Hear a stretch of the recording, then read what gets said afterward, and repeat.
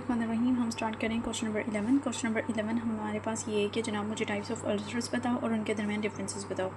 तो डिफरेंस इस तरह उसने बता दिया मुझे कॉज और कॉमन लोकेशन के लिहाज से बताओ। तो ये सारे टाइप्स ऑफ अल्सर कॉजेज़ और कॉमन लोकेशन है। सबसे पहले अल्सर्स का जो लिखा हुआ है जो साइड टाइप उसका कोड बनता है वी पैड। वी से हमारे पास वेनस, पी से हमारे पास प्रेशर, ए से आर्टीरियल, डी से हमारे पास डायबिटिक।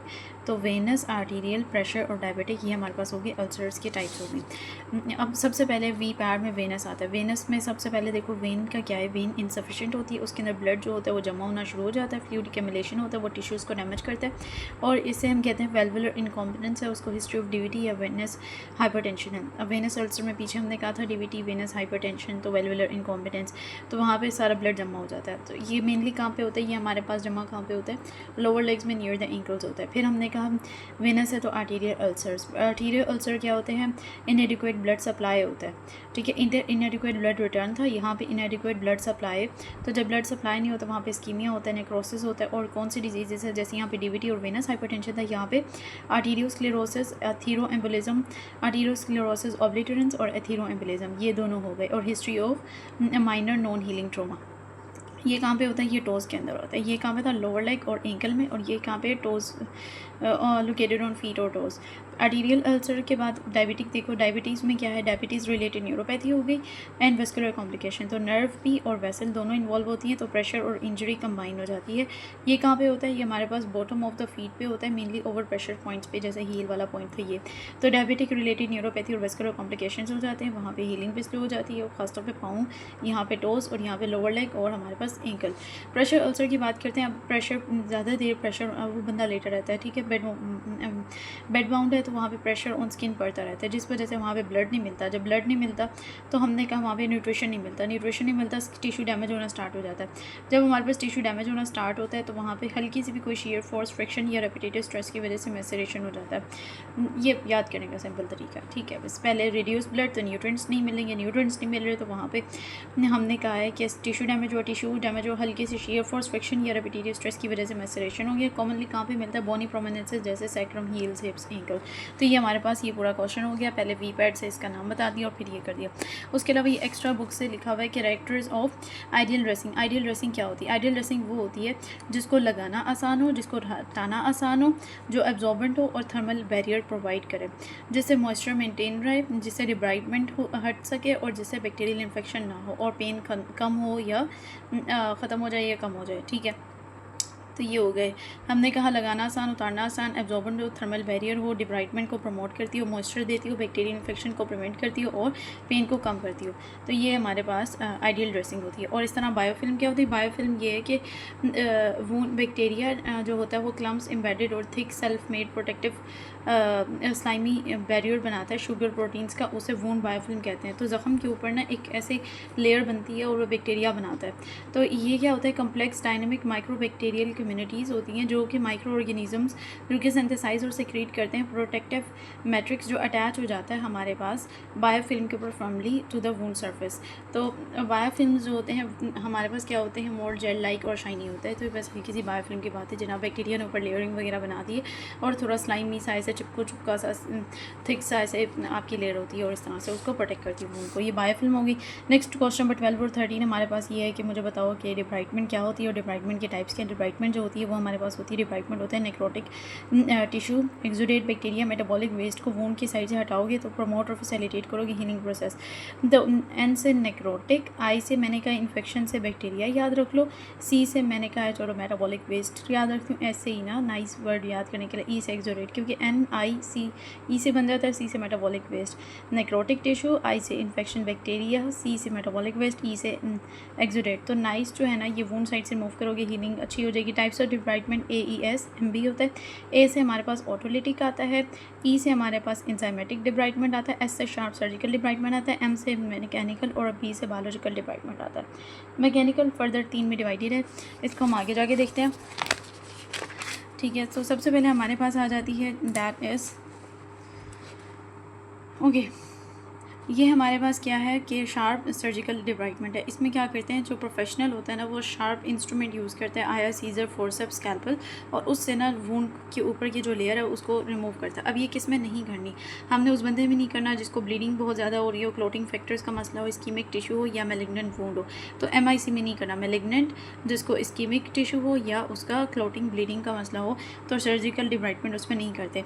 फिर हमारे पास इंजाइमेटिक डिब्राइटमेंट आती है। इंजाइमेटिक क्या होती है कि आपने कंसनट्रेटेड एंजाइम को ना नेक्रोटिक टिश्यू के ऊपर लगा देते हो और ना वो डिग्रेड कर जाता है मज़ीद, मतलब जो भी नेक्रोटिक टिश्यू उसको ख़त्म कर देगा, डिवाइटलाइज टिश्यू को। तो इसमें क्या है, किन लोगों में नहीं करना, किस सिचुएशन में नहीं करना, जहाँ पे ग्रैनुलेशन टिश्यू हो, जहाँ पे मेटालाइन सोल्यूशन, क्लींजर, टॉपिकल ड्रेसिंग्स और एंटी माइक्रोबियल सोल्यूशंस में। तो खैर ये वाला पॉइंट तो समझ नहीं है, पर मैंने याद करने का तरीका भी बनाया कि समझो जैसे वो होते हैं पीलिंग सॉल्यूशंस होते हैं, जैसे हमने पढ़ा है उसमें मंडेलिक वगैरह। तो मंडेलिक जो होते हैं ये पीलिंग सॉल्यूशंस होते हैं, आपने समझो एक्नी पे लगाया है और हमने कहा इसके अंदर क्या है, ये एक टॉपिकल ड्रेसिंग है जो कि एंटी माइक्रोबियल सॉल्यूशन होती है, और इसके अंदर क्लींजर्स की तरह, जैसे सर्फ एक्सेल के अंदर रंग बिरंगे वो नहीं होते छोटे छोटे से, तो मेटालाइन सोल्यूशन इन क्लींजर्स, इस तरह से थोड़ा सा मैंने याद कर लिया। तो ग्रैनुलेशन टिश्यू उसको दाना है, और हमने कहा इसके अंदर सोल्यूशन क्या है, टॉपिकल ड्रेसिंग है, एंटी माइक्रोबियल सोल्यूशन और मेटालाइंस इन क्लींजर की तरह होते हैं, इंजाइम्स होते हैं ना, तो सर्फ वीक इंजाइम है इस तरह से, तो क्लींजर से याद किया हुआ है। खैर फिर ऑटोलिटिक डिब्राइटमेंट, ऑटोलिटिक डिब्राइटमेंट क्या होती है, बंदे के अपनी बॉडी के एंजाइम्स जो होते हैं वो नेक्रोटिक टिश्यू को ख़त्म करते हैं, मॉइस्चर रिटेंटिव ड्रेसिंग यूज़ करते हैं, वूंड की साइड पे प्रमोट करती है rehydration of dead tissue, allow करती है बॉडी के एंजाइम्स को वो डाइजेस्ट कर लें, नेक्रोटिक टिश्यू को ऑटोलाइसिस सेल्फ डाइजेस्ट करते हैं। तो इसमें IDC जैसे लैब है, आई से हमने कहा कि इन्फेक्टेड वूंड पे नहीं करते, D से ड्राई गैंग्रीन पे, C से सेलुलाइटिस पे नहीं करते। मैं कहती हूँ ये दोनों ड्राई हैं और बाकी इन्फेक्टेड वूंड, तो ड्राई गैंग्रीन, सेलुलाइटिस और इन्फेक्टेड वूंड पे आप ऑटोलिटिक डिब्राइटमेंट यूज़ नहीं करते, मॉइस्चर रिटेंटिव यूज़ कर सकते। अब इसमें दो नाम है, हाइड्रोजेल और हाइड्रोकोलाइड है, पर हमारे पास ये दो नाम है पड़े, और एंजाइमेटिक में जैसे कोलेजिनेज होता है इस तरह से ना। चलो नेक्स्ट हमारे पास आती है मैकेनिकल, ये तीनों जो थी हमारे पास थी नॉन मैकेनिकल, ठीक है। इसमें बायोलॉजिकल भी आती है। अब बायोलॉजिकल बेसिकली क्या होती है, बायोलॉजिकल डिब्राइटमेंट जो होती है ना, इसमें हम क्या करते हैं, मैगोट्स यूज़ करते हैं ताकि डेड टिश्यू को सिर्फ वो रिमूव करते हैं, लेकिन पेशेंट रिलेटेड डिपेंड करता है, उसको साइकोलॉजिकल इंटॉलरेंस हो तो ये बायोलॉजिकल डिब्राइटमेंट यूज़ नहीं करते। मैकेनिकल डिब्राइटमेंट की बात करते हैं, वेट टू ड्राई है, हाइड्रोथेरेपी विलपुल है, और पल्सटाइल लवेज कॉन्क्रेंट सक्शन है। तो वेट टू ड्राई में क्या होता है, आप एक गोज़ लेते हो, गोज़ को ना नॉर्मल सलीन के अंदर डिप करते हो और आप ज़ख़म पे लगा लेते हो, जैसे ही वो सूखता है ना फिर आप उसे पुल करते हो। इसमें दर्द वगैरह काफ़ी होता है, लेकिन इससे क्या नुकसान क्या होता है, इससे दोनों चीज़ें, आपका वाइटलाइज्ड और डिवाइटलाइज्ड टिश्यू दोनों ही चले जाते हैं। तो वो कहते हैं इंडिकेशन क्या है, जिसका कम से कम 50% से ज़्यादा वूंड हो तब करते हो। तो आप किस पे नहीं करते, जिसका 50% से कम नेक्रोटिक टिश्यू उस पर नहीं करते, बाकी ड्राई स्कार, पेन और एक्सेसिव ब्लीडिंग वाली जगह जिसको होती है उस पर नहीं करते, यानी प्लेटलेट डिसऑर्डर। दूसरा हाइड्रोजेल विलपुल, इसमें भी वही, जब लार्ज वूंड होता है एग्रेसिव क्लीनिंग चाहिए होती है। क्लीन वूंड्स पे, जब गंदे वूंड पे करोगे तो क्लीन वूंड पे इसको अप्लाई नहीं कर सकते, डायबिटिक न्यूरोपैथी भी नहीं कर सकते। पल्सटाइल लवाज का भी इसी तरह सीना मैकेनिकल डिब्राइटमेंट है, लार्ज अमाउंट ऑफ ग्रैनुलेशन, तो जिनके डायबिटीज़ की तरह सेंसरी पेमेंट है उधर नहीं कर सकते, और ओपन एरियाज़ में नहीं कर सकते पल्सटाइल लवाज वगैरह। खैर फिर हमारे पास आता है what do you know about pressure ulcers. Pressure ulcers क्या होते हैं, तो हमने कहा प्रेशर अल्सर्स के नेम होता है प्रेशर सोर, बेड सोर्स और डिक्यूबिटस अल्सर होता है। और हमारे पास एरियाज़, मैं इसको सेट कर लूँगा, ओके। तो हमारे पास क्या हुआ कि हमने कहा प्रेशर अल्सर के बाकी हमारे पास नाम है, डैट इज़ प्रेशर सोर, बेड सोर और डिक्यूबिटस अल्सर। फिर डेफिनेशन क्या है, हमारे पास वो एरियाज जो डैमेज होते हैं स्किन और टिश्यू के प्रोलॉन्ग प्रेशर ऑफ स्किन की वजह से, प्रेशर ऑन द स्किन की वजह से, इसे हम कहते हैं उधर प्रेशर अल्सर बन गया। तो प्रेशर की वजह से क्या होगा, प्रोलॉन्ग प्रेशर की वजह से प्रेशर अल्सर बनेगा। इनके तीन नाम है, प्रेशर सोर, बेड सोर, डिक्यूबिटस अल्सर, ठीक है, और प्रेशर अल्सर। तो ये तीन के अलावा एक ही नाम। और लोकेशन क्या होती है, मोस्ट प्रोबेबली बोनी प्रोमिनेंसेज होते हैं, और स्किन का डायरेक्ट कंटेक्ट जिन सर्फेसिस के साथ होता है, जैसे जब आप सीधा लेटो, ये बेड पे बैठो, ये व्हील चेयर बैठो, तो एक्सटेंडेड पीरियड ऑफ टाइम के लिए जो चीज़ें आपकी लग रही होती हैं बेड के साथ, व्हील चेयर के साथ, वहाँ पे ये हो सकती हैं। लोकेशन इसकी यही है। फिर नेक्स्ट हमारे पास आ जाता है जनाब कि एडवांसमेंट्स बताओ। तो हमने कहा कि पहले स्किन रेड होना स्टार्ट होती है, फिर स्वेयर टिश्यू डैमेज हो जाता है जो एक्सटेंड करता है डीप लेयर्स के अंदर, और एज अ रिज़ल्ट ये हमारे मसल और बोन को भी इन्वॉल्व कर लेता है। फिर हमने कहा कॉजेज़ बताओ। कॉजेज़ हमने बताया प्रेशर, फ्रिक्शन और शेयर मॉइस्चर वगैरह ना।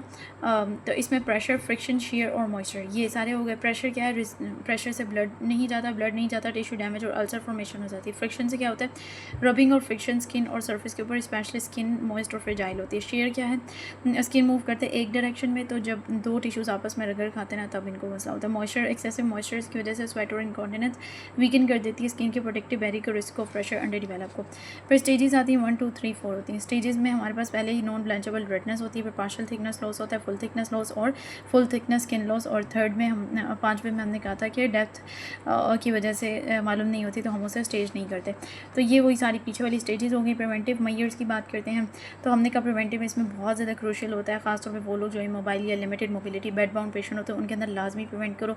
कैसे करोगे, उनकी बॉडी पोजीशन चेंज करते हो, वैसे हर 2 घंटे बाद करते हो, प्रॉपर बॉडी सपोर्ट सर्विसेज देते हो, अब उनको उनकी स्किन को साफ़ रखते हो, मॉइस्चराइज और ड्राई रखते हो, इतना घीमापन भी नहीं रहने देते वरना स्किन सॉफ्ट हो जाती है। पैडिंग यूज़ करते हो, प्रोटेक्टिव बैरियर्स यूज़ करते हो।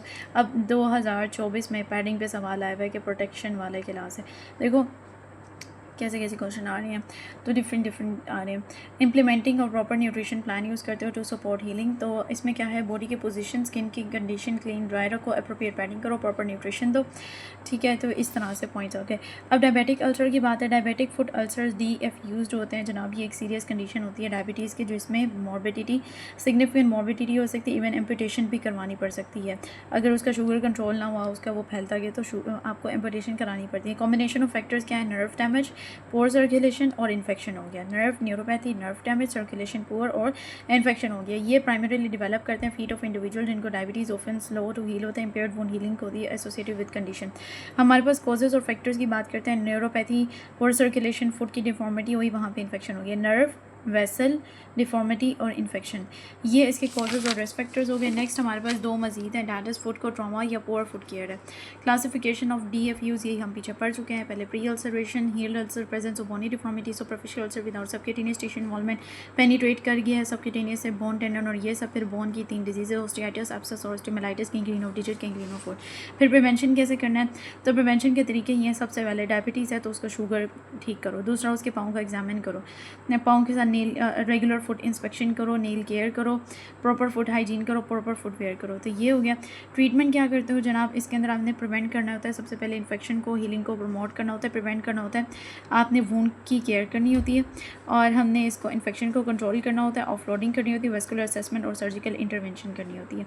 नेक्स्ट हमारे पास प्रिंसिपल्स ऑफ वूंड केयर क्या होते हैं। प्रिंसिपल ऑफ वूंड केयर्स में हमारे पास ये है कि जनाब पहली बात ये है, वहाँ पे ट्रॉमा अगर हो रहा है तो उसको मिनिमाइज़ करो या उसको एलिमिनेट कर दो, ठीक है। नेक्स्ट हमारे पास आ जाता है कि आप असेस करो और मैनेज करो एक्सुडेट को, और फिर सपोर्ट करो डिफेंस सिस्टम को, non toxic wound cleansers use करो, रिमूव करो इन्फेक्शन को, और environment maintenance surrounding the tissue, ठीक है। तो ये हमारे पास होगी। जनाब कोई ट्रॉमा हो रहा है तो वो उसे मिनिमाइज़ कर दो, कोई डेड स्पेस है तो उसको एलिमिनेट करो, एक्सुडेट यानी कि कोई पस वगैरह निकल रहा है तो उसको मैनेज करो, और वहाँ पे डिफेंस सिस्टम है तो उसको सपोर्ट करो, non toxic wound cleansers use करो, कोई इन्फेक्शन आ गया तो अब उसको हटाओ वहाँ से, इन्वायरमेंट अच्छा रखो, आसपास के टिश्यूज़ का भी ख्याल रखो।